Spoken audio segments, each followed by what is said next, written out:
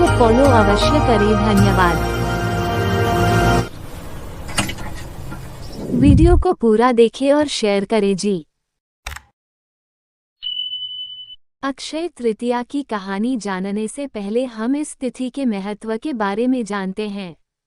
संस्कृत के शब्द अक्षय का अर्थ होता है जिसका कभी क्षय ना हो, और इसीलिए ऐसा कहा जाता है कि अक्षय तृतीया वह तिथि है जिसमें सौभाग्य और शुभ फल का कभी क्षय नहीं होता।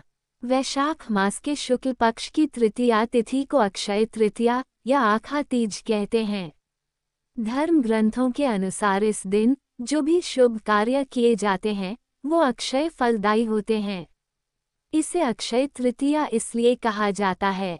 प्राचीन काल में एक वैश्य था जिसका नाम धर्मदास था। अपने बड़े परिवार के साथ धर्मदास एक छोटे से गांव में रहता था। उसके परिवार में कई सदस्य थे। वो हमेशा अपने परिवार के भरण पोषण में लगा रहता था। आर्थिक स्थिति कमजोर होने के कारण सदैव चिंतित रहता था। जीवन में कष्ट के बाद भी धर्मदास बहुत धार्मिक प्रवृत्ति का व्यक्ति था। उसका सदाचार तथा देवताओं एवं ब्राह्मणों के प्रति उसकी श्रद्धा अत्यधिक प्रसिद्ध थी। वो अपने पूर्वजों से अक्षय तृतीया व्रत के महात्म्य को सुनता आ रहा था। उसका मानना था कि पूर्वजों ने इस दिन को क्षमता अनुसार जो पूजा पाठ दान किया, उसी के कारण उसका इतना बड़ा परिवार कभी भूखा नहीं रहता। उसे इस तिथि के प्रति बहुत श्रद्धा थी। वह अक्षय तृतीया के दिन सूर्योदय से पहले उठकर गंगा जी में स्नान करता था।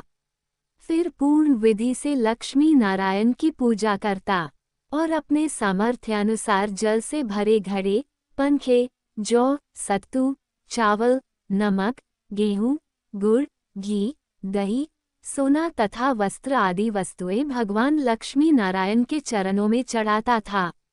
इनमें से एक हिस्सा प्रसाद स्वरूप अपने परिवार के लिए रखता और एक हिस्सा ब्राह्मणों को दान कर देता। गौमाता को भोजन और गुड़ खिलाता। पितरों के नाम से दान भी करता था।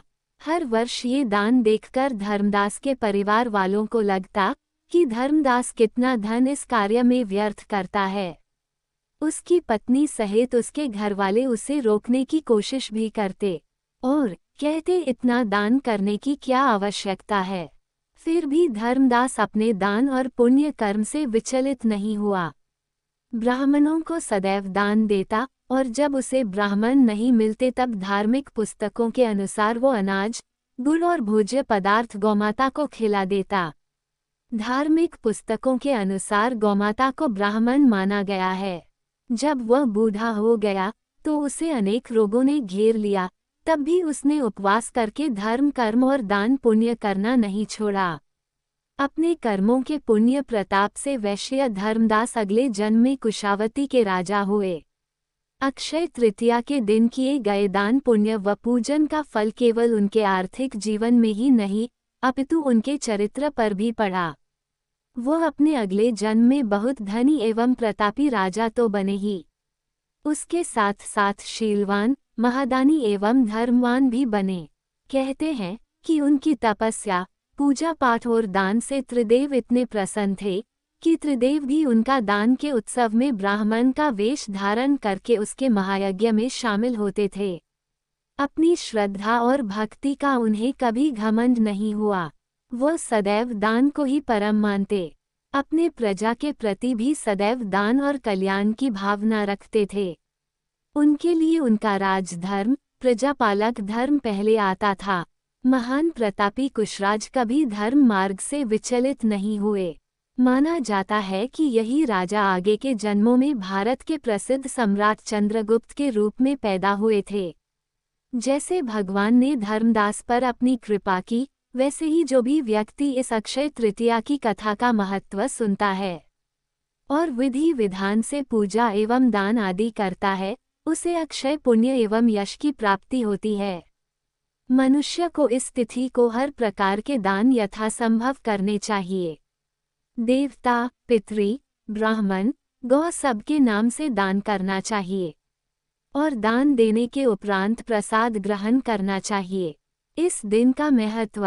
एक वैशाख तृतीया को ही भगवान परशुराम ने विष्णु के छठे अवतार के रूप में जन्म लिया था।